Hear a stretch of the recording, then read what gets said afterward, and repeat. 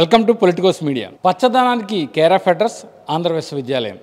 మరి అందులో మరింత ప్రత్యేకం వృక్షశాస్త్రం, అదే ఆంధ్ర యూనివర్సిటీలోని బోటనీ డిపార్ట్మెంట్.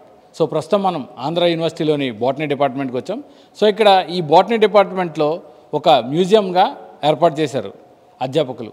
ఆ మ్యూజియం యొక్క ప్రత్యేకత ఏంటంటే అంతరించిపోయిన ఎన్నో వృక్షాలకు సంబంధించిన అనేక స్పెసిమెన్లను ఇక్కడ భద్రపరిచి భావితరాలకు అలాగే విద్యార్థులకు ఎంతో విజ్ఞానాన్ని అందించేందుకు ఇక్కడ వీటిని మ్యూజియంగా తీర్చిదిద్దారు.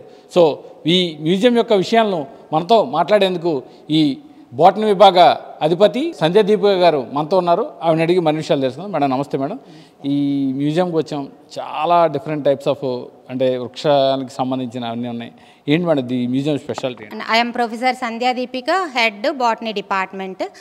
This department was established in 1946 by M.O.P. Iyengar, and this is one of the oldest department in Andhra University. After that, many researchers and academicians worked on this department and developed this department. And this department is one of the oldest department, and cytogenetics is one of the pioneer research done in this department. And now this department is held by several researchers, and now we are 6 professors, and we are offering MSc Botany course. Now we have 88 students, and 2 sections are running, and we have well established 9 laboratories and 4 classrooms with LCD projectors. And we have this national recognized museum and herbarium. Our herbarium is internationally recognized herbarium, and we have 11 acres of botanical garden. In garden also we are managing several medicinally recognized plants and also ornamental plants. Tell me brief about this museum and so much of so many years of leaves and you collected it here. So tell me brief about 1946లో మా department establish అయింది. అప్పటి నుంచి మా museum కూడా start చేశారు collections. So మా దగ్గర more than 800 స్పెసిమెన్స్ని preserve చేశారు. 800తో పాటు ఇప్పుడు ఇంకా కొత్త స్పెసిమెన్స్ని కూడా మేము స్టోర్ చేస్తూ ఉన్నాము. మాకు every year more than 1000 students LKG నుంచి పీజీ స్టూడెంట్స్ వరకు మా డిపార్ట్మెంట్కి వచ్చి విజిట్ చేస్తూ ఉంటారు. నాట్ ఓన్లీ స్టూడెంట్స్, ఎన్జిఓస్ కూడా వస్తుంటారు. అందరూ వచ్చి మా డిపార్ట్మెంట్ని విజిట్ చేసి వెళ్ళటం మాకు చాలా ఆనందంగా ఉంటుంది. సో ఈ బోటనీ మ్యూజియంలో దాదాపు 800కు పైగా ఈ స్పెసిమెన్లో ఇక్కడ పొందుపరచడంలో కీలక పాత్ర వహించినటువంటి అప్పట్లో 94లో క్యూరేటర్గా పనిచేసిన మాస్టర్ గారు మనతో ఉన్నారు. ఆయన అడుగుదాం. సార్ చెప్పండి, మీరు ఈ మ్యూజియంను తీర్చిదిద్దడంలో మీ పాత్ర ఎలా ఉండేది? నేను Venkaiah, retired professor of botany department.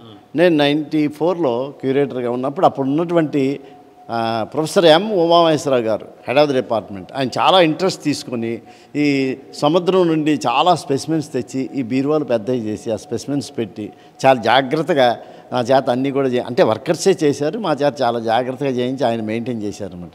ఆ మెయింటెనెన్స్ అలా మెయింటైన్ చేస్తున్నారు. తర్వాత వచ్చిన ప్రొఫెసర్స్ కూడా రత్నకుమార్ గారు, తర్వాత మేడం సంధ్యా దీపిక మేడం పీరియడ్లో ఇదంతా కూడా బాగా మెయింటైన్ చేసి, మా శిష్యుడు ప్రకాష్ రావు క్యూరేటర్గా ఉంటున్నాడు, అతను అన్నింటినీ కూడా సమీకరించి ఆ రిపోర్ట్ చక్కగా తయారు చేసి నేషనల్ లెవెల్లో పంపి ఇప్పుడు నేషనల్ రికగ్నిషన్ పొందామన్నమాట. ఓకే, అది. సో ఇప్పుడు ఈ మ్యూజియం జాతీయ స్థాయిలో ప్రత్యేక గుర్తింపు సాధించుకుంది కదా, సో మీరు ఎలా ఫీల్ అవుతున్నారు? చాలా ఆనందంగా ఉంది.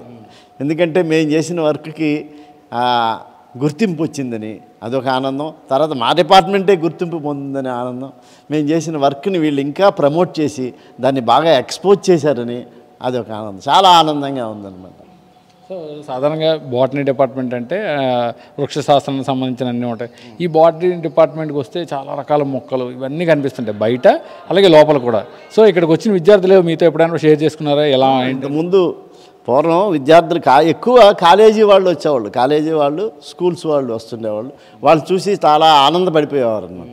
వాళ్ళు ఏంటంటే ఈ పుస్తకాల్లో మాస్టర్ చెప్పినప్పుడు మొక్కలు చదవడమే తప్ప ఆ మొక్కల్ని నిజంగా చూడరు. ఇన్ని రకాల మొక్కల్ని అసలు చూడరు అనమాట. అవి చూసి చాలా పడిపోయేవారు అనమాట. పర్టికులర్గా సముద్రంలో లభించే ఆల్గే మొక్కలు ఇక్కడ చూసి ఆహా ఇలా ఉంటాయని చాలా ఆనందపడిపోయేవారు. వాళ్ళు తన్మయత్వం చెందేవారు అనమాట. ఆహా ఈ మొక్కలన్నీ చూస్తున్నాం ఇక్కడ బాటనీ డిపార్ట్మెంట్లోని. సార్, ఈ మీ హయాంలో దీన్ని జనరల్గా అసలు మ్యూజియంని ఎందుకు ఏర్పాటు చేశారు, దేనికోసం? మ్యూజియము పిల్లలు లైఫ్ సైన్సెస్లో స్కూల్ లెవెల్ నుంచి పోస్ట్ గ్రాడ్యుయేషన్ లెవెల్ వరకు రకరకాల క్లాసిఫికేషన్స్ ప్రకారం ప్లాంట్స్ని చదువుతూ ఉంటారు. అన్ని ప్లాంట్స్ ఒకేసారి చూసే అవకాశం ఉండదు. ఎందుకంటే సీజనల్ వేరియేషన్లో కొన్ని ప్లాంట్స్ ఉంటాయి, సీజన్లో ఏరినప్పుడు వేరే ప్లాంట్స్ ఉంటాయి. అలాగే వర్గీకరణ ప్రకారం శిలీంధ్రాలు, శైవలాలు, బ్రయోఫైట్స్, టెరిడోఫైట్స్, జిమ్నోస్పెమ్స్, యాంజియోస్పెమ్స్ అని రకరకాలుగా డివైడ్ చేసి ఉంటాయి. వాటిలన్నింటిలో శిలీంధ్రాలు, శైవలాలని చూడటానికి అందరికీ అవకాశం దొరకదు. శిలీంధ్రాలు అంటే అవి మరీ మైక్రోస్కోపిక్, అవి చూసే అవకాశం చాలా తక్కువ. వాటిలో కూడా కొన్ని శిలీంధ్రాలు కలిగించే వ్యాధులు, ప్రత్యేకించి అగ్రికల్చర్ సంబంధించిన వాటి డిసీజ్ సిమ్టమ్తో కూడిన ప్లాంట్ మెటీరియల్ని మనం ప్రిజర్వ్ చేసి పిల్లలు వచ్చినప్పుడు చూపించడానికి వాళ్ళ ఫీల్డ్లోకి వెళ్ళకోకుండానే మన దగ్గర చూడటానికి అవకాశం ఉంటుంది. అలాగే శైవలాలు వచ్చింటే ఆల్గేలోకి వచ్చినప్పుడు ఏమవుతుందంటే మనకి సీ కోస్ట్ చాలా ఎక్కువ సీ కోస్ట్ ఉంది.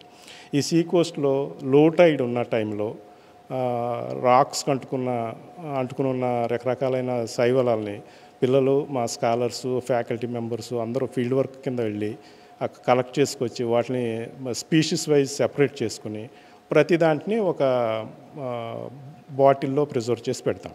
దానివల్ల ఏమవుతుందంటే వచ్చిన పిల్లవాళ్ళకి స్కూల్ నుంచి వచ్చిన వాళ్ళని కానీ పోస్ట్ గ్రాడ్యుయేషన్ లెవెల్లో వచ్చిన వాళ్ళని ఎవరైనా వాటిని సముద్రంలోకి వెళ్ళకోకుండా ఇక్కడే ఉండి దాని యొక్క మార్ఫలాజికల్ స్టడీస్ చూడటానికి, మార్ఫలాజికల్ క్యారెక్టర్స్ అంటే ఎక్స్టర్నల్గా విజిబుల్ అయ్యే క్యారెక్టర్స్ని చూడటానికి అవకాశం ఏర్పడుతుంది. అలాగే బ్రయోఫైట్స్ అని ఉంటాయి, బ్రయోఫైట్స్, లైకెన్స్ అని ఉంటాయి. నెక్స్ట్ వచ్చేది లైకెన్స్ అంటాం. లైకెన్స్ అంటే రెండింటి మధ్య జీవికి జీవం లేని దానికి మధ్యలో ఉండే జీవుల కింద మనం లైకెన్స్ని కన్సిడర్ చేస్తాం. వాటి మీద డిఫరెంట్ టైప్స్ ఆఫ్ క్లాసిఫికేషన్స్ ఉంటాయి. క్రస్టోస్ లైకెన్స్, ఫోలియోస్ లైకెన్స్ అని రకరకాలు ఉంటాయి. వాటిని కూడా మనం పిల్లల్ని టూర్లకు తీసుకెళ్ళినప్పుడు అరకు, పాడేరు, మారేడుమిల్లి ఏరియాలో తీసుకెళ్ళినప్పుడు ఏమవుతుందంటే ఆ ఏరియాలో హై హ్యూమిడిటీ ఉన్న ఏరియాస్లో ఈ బ్రయోఫైట్స్, టెరిడోఫైట్స్ అనేవి ఎక్కువ దొరకడానికి అవకాశం ఉందండి. వాటిని కలెక్ట్ చేసి తీసుకొచ్చి మనం ప్రిజర్వ్ చేసి పిల్లలకు చూపించడానికి ట్రై చేస్తుంటాం. అలాగే జిమ్నోస్పెర్మ్స్ అనేవి కూడా ఎక్కువ ఉంటాయండి, ఎక్కువ ఎత్తు పెరిగే చెట్లు అవి. వాటిని కూడా వుడ్ టైప్స్, డిఫరెంట్ టైప్స్ ఉంటాయి. సాఫ్ట్ వుడ్, హార్డ్ వుడ్ అంటారు. జిమ్నోస్పెర్మ్స్లో మనకి సాఫ్ట్ వుడ్ అని ఉంటుంది. అటువంటి వుడ్ని మనం ప్రిజర్వ్ చేయడానికి ట్రై చేస్తాం. వాటిలో ఉన్న reproductive structures, leaf arrangements, morphological characters, evolution పరిణామంలో ఎటువంటి మార్పులు వస్తున్నాయి అనేది వుడ్ ద్వారా కానీ రిప్రొడక్టివ్ స్ట్రక్చర్స్ ద్వారా కానీ మనం ప్రొటెక్ట్ చేస్తుంటాం.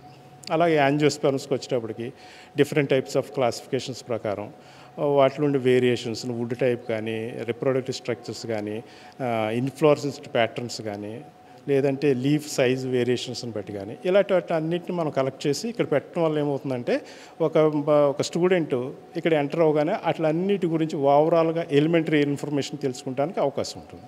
అక్కడ నుంచి వాళ్ళు వేరే ఎడిషనల్ స్టడీ గ్యాదర్ చేసుకోవడానికి అవకాశం ఉంటుంది. ఇది బేసికల్గా మ్యూజియంలో ఇంపార్టెంట్.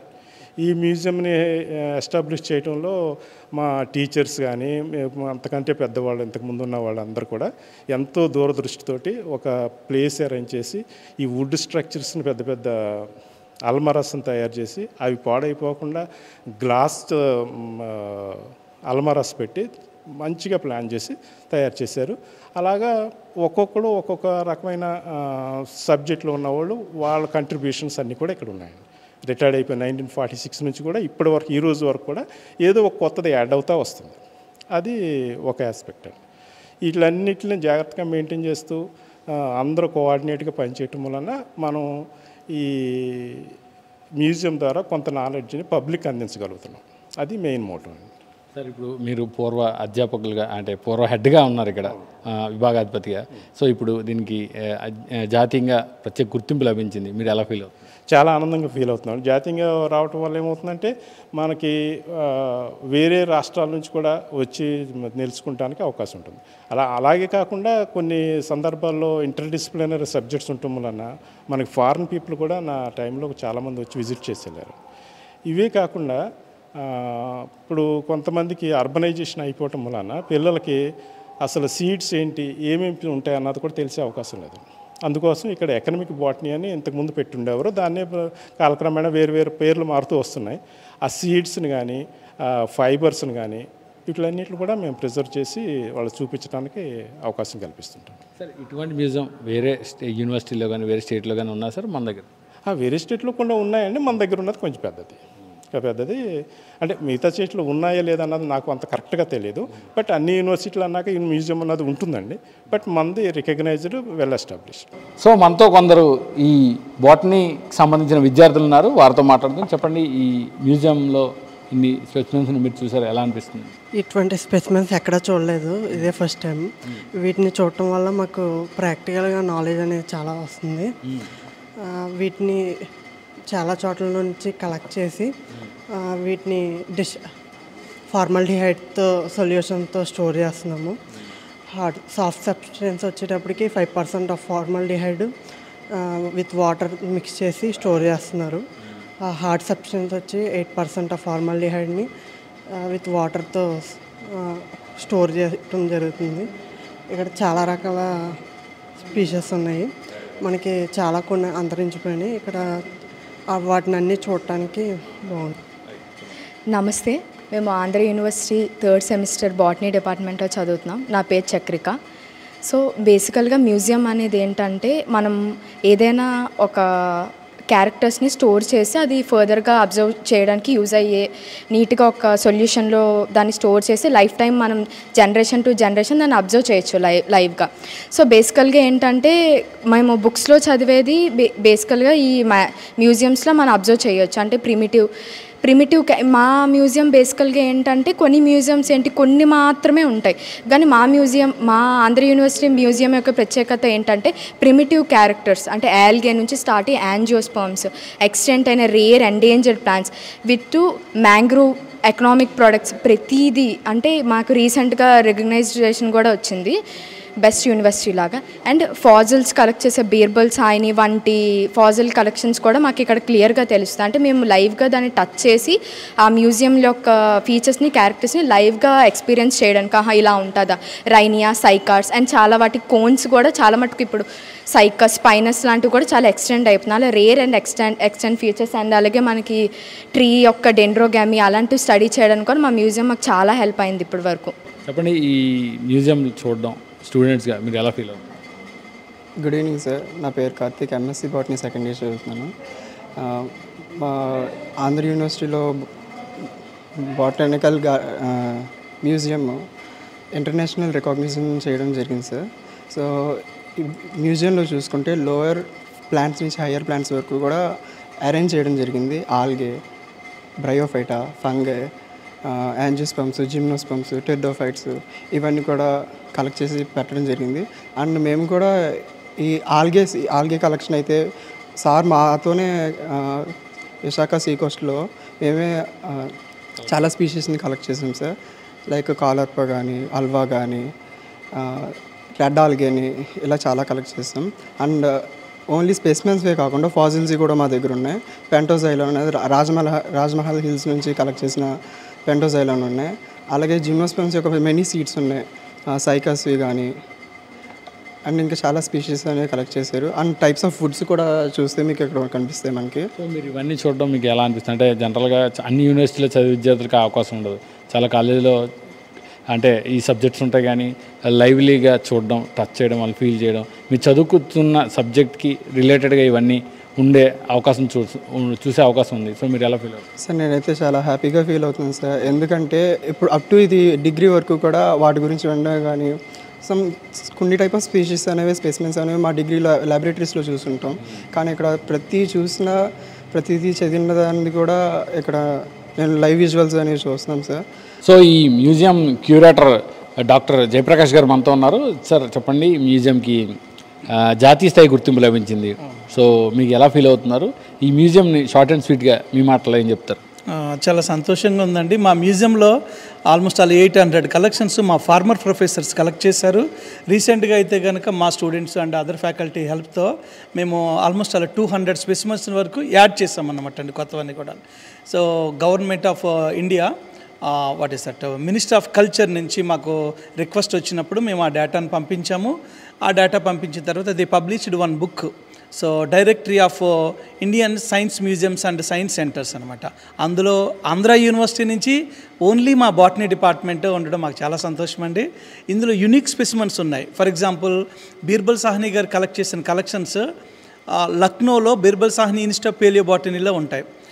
ఆయన ఒరిజినల్గా చేసిన కలెక్షన్స్ ఒక సెట్ పెంటోజైలాన్, విలియమ్సోనియా అండ్ గ్లాసోప్టెరిస్. ఈ కలెక్షన్స్ మా ఆంధ్ర యూనివర్సిటీ బాటనీ డిపార్ట్మెంట్లో ఉన్నాయన్నమాట అండి.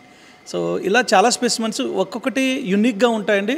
కొన్ని ఎండమిక్ ప్లాంట్స్, ఎండేంజర్డ్ ప్లాంట్స్ అని పిలుస్తూ ఉంటాం. Endemic mean they are restricted to only particular area. అంటే ఆంధ్రప్రదేశ్లో ఎస్పెషల్లీ రెడ్ శాండిల్స్ అని పిలుస్తాం కదండి, టీరోకార్పస్ శాంట్లైనస్, అటువంటి చెట్టు దొంగలు మా దగ్గర ఉన్నాయి. ఈవెన్ దో మా బొటానికల్ గార్డెన్లో కూడా వాటిని మేము కన్జర్వ్ చేస్తున్నాము. అండ్ ఎర్రచందనం మొక్కల్ని మేము కన్జర్వ్ చేస్తున్నాం. మా మ్యూజియంలో కూడా ఆ వుడ్ ఉన్నది, మీరు చూడొచ్చు. అండ్ చాలా ప్లాంట్స్ ఓన్లీ ఆంధ్రప్రదేశ్లో విశాఖపట్నం జిల్లా, లేకపోతే ఈస్ట్ గోదావరి, పాత వెస్ట్ గోదావరి, ఇటువంటి స్పెసిఫిక్ ఏరియాలో గ్రో అవుతున్న ప్లాంట్స్ కూడా ఉన్నమాట. వాటిని మేము కలెక్ట్ చేసి ఈ ఫార్మాలిడిహైడ్ సొల్యూషన్లో భద్రపరిచాము. అట్ ద సేమ్ టైము వాటిని హెర్బేరియంగా ప్రిపేర్ చేసి ఇంటర్నేషనల్ రికగ్నైజ్డ్ హెర్బేరియం అది, అందులో కూడా మేము భద్రపరిచాము అనమాట. ఇవన్నీ ఫ్యూచర్ జనరేషన్స్కి రెఫరెన్సెస్. ఫర్ ఎగ్జాంపుల్ ఒక మాటలో చెప్పాలంటే హెర్బేరియం అని అంటే తాళపత్ర గ్రంథాలతో సమానం అన్నమాట అండి. అందులో వాల్యుబుల్ ఇన్ఫర్మేషన్ స్టోర్ చేసి ఉంటుంది. మనం పాస్ట్ని అర్థం చేసుకోవడానికి, ఫ్యూచర్లో ఆ మొక్కల్ని గుర్తుపట్టడానికి కూడా అనమాట. అండ్ మ్యూజియంలో స్పెసిమన్స్ అన్నీ కూడా మనం డైరెక్ట్గా సొల్యూషన్లో స్టోర్ చేసిన వాటివి ఆ షేపు, సైజు, ఎవ్రీథింగ్ అంతా మనకు క్లియర్గా కనిపిస్తుంది అన్నమాట. వాటిని మనం అబ్జర్వ్ చేయడానికి యూజ్ అవుతుంది. అండ్ ఈవెన్ దో టెక్నాలజీలో మనం ముందుకెళ్ళాలి, బయోటెక్నాలజీ లేకపోతే జెనెటిక్ ఇంజనీరింగ్ ఇవంతా అర్థం చేసుకోవాలి అని అంటే base identification. So for example వంకాయలు ఉన్నాయండి మన ఆంధ్రప్రదేశ్లో, దగ్గర 15 స్పీసీస్ వరకు వైల్డ్ వంకాయ మొక్కలు ఉంటాయన్నమాట అండి. మనం బ్రింజాల్ కోసం మన సైంటిస్టులు ప్రయత్నం చేస్తూ ఉన్నారు. అలాగే ఈ వైల్డ్గా ఉన్న మొక్కల నుంచి జీన్స్ని ఐడెంటిఫై చేసి వీటితో DNA what is that recombinant DNA మొక్కల్ని కూడా మనం ప్రొడ్యూస్ చేయొచ్చు అనమాట అండి. అలాగే డిసీజ్ రెసిస్టెంట్ జీన్స్ వైల్డ్ ప్లాంట్స్లో ఉంటాయి. ఆ డిసీజ్ రెసిస్టెంట్ క్రాప్ ప్లాంట్స్ని ప్రొడ్యూస్ చేయడానికి కూడా ఈ వైల్డ్ ప్లాంట్స్ ఉపయోగపడతాయి. ఇవన్నీ ఐడెంటిఫై చేయడానికి ఈ museum, herbarium and botanical garden use అవుతుంది అనమాట. సో మనం చూసుకుంటే విశాఖ ఆంధ్ర యూనివర్సిటీలో ఉన్నటువంటి ఈ బాటనీ విభాగంలో ఈ మ్యూజియంని చూసేందుకైతే విద్యార్థులంతా కూడా ఎంతో ఉత్సాహపడుతున్నారు. ఎందుకంటే వాళ్ళ సబ్జెక్ట్కి అనుగుణంగా రేర్ అంటే అంతరించిపోయినటువంటి వృక్షాల తాలూకా గుర్తులన్నింటినీ కూడా ఇక్కడ ఈ మ్యూజియంలో భద్రపరిచారు. అలాగే ముఖ్యంగా సముద్రంలో లభించే వృక్ష జాతికి సంబంధించిన వృక్షాలకు సంబంధించిన అనేకమైనటువంటి వాటినన్నీ కూడా సేకరించి ఇక్కడ ప్రదర్శనగా ఉంచారు. వీళ్ళే కాదు, ఇక్కడ ఆంధ్ర యూనివర్సిటీలో చదివే విద్యార్థులే కాకుండా ఇతర రాష్ట్రాల నుంచి, దేశాల నుంచి కూడా ప్రత్యేకంగా కేవలం ఈ మ్యూజియం చూడడానికే ఇక్కడికి వస్తున్నారు. అంతేకాకుండా ఈ భారత ప్రభుత్వం ఇటీవల దీనికి జాతీయ గుర్తింపును కూడా కల్పించింది. సో ఈ ఆంధ్ర యూనివర్సిటీలో చదువుకోవడం, అలాగే ఈ బాటనీ డిపార్ట్మెంట్లో ఈ మ్యూజియంని చూడడం తమకు చాలా ఆనందంగా ఉందని విద్యార్థులు తమ ఆనందాన్ని వ్యక్తం చేస్తున్నారు. కెమెరామెన్ ముఖేష్తో కిరణ్, పొలిటికోస్, విశాఖ నుంచి.